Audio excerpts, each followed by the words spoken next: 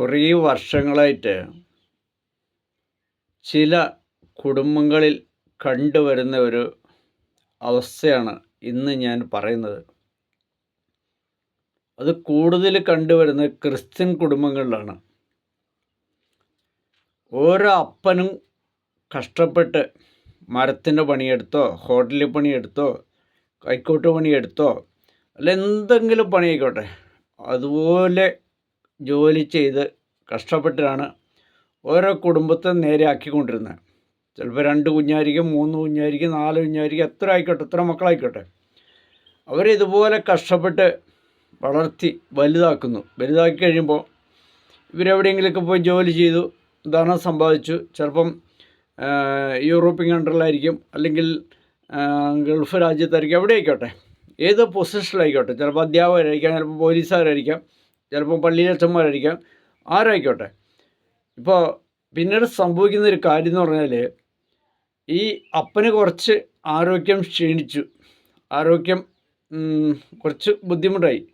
അങ്ങനെ കഴിയുമ്പോൾ അമ്മ നല്ല എനർജിയുള്ള, നല്ല കാണാൻ നല്ല മിടുക്കി, നല്ല സുന്ദരിയായിരിക്കും, ചിലപ്പോൾ അങ്ങനത്തെ ഒരു സാധനമായിരിക്കും.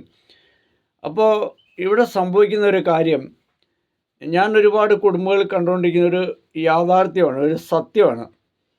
അമ്മയും മക്കളും കൂടെ ഒറ്റക്കെട്ടാവുക, ഈ അപ്പനെ അങ്ങോട്ട് ഒറ്റപ്പെടുത്തുക. ശരിയല്ലേ? ഇന്ന് പല കുടുംബങ്ങളുണ്ട്. ഇത് കൂടുതൽ കണ്ടുവരുന്ന ക്രിസ്ത്യൻ ഫാമിലിയിലാണ്. അമ്മയും മക്കളും ഒറ്റയച്ച് അപ്പന് വേർതിരിക്കാം, അപ്പന് നല്ല ഭക്ഷണം കുടിക്കുക, അല്ല അപ്പൻ്റെ കൂട്ടത്തിൽ അമ്മ കിടക്കത്തില്ല. ഈ ഒരു കുടുംബജീവിതത്തിൻ്റെ ഏറ്റവും പ്രാധാന്യമുള്ള ഒരു കാര്യം എന്ന് പറയുന്നത്, ദൈവം സംവിധാനം ചെയ്ത ഭാര്യ ഭർത്തൃ ബന്ധത്തിൽ അവർക്ക് ഏറ്റവും കൂടുതൽ വേണ്ട കാര്യം ഭക്ഷണം പോലെ തന്നെ സെക്സാണ്.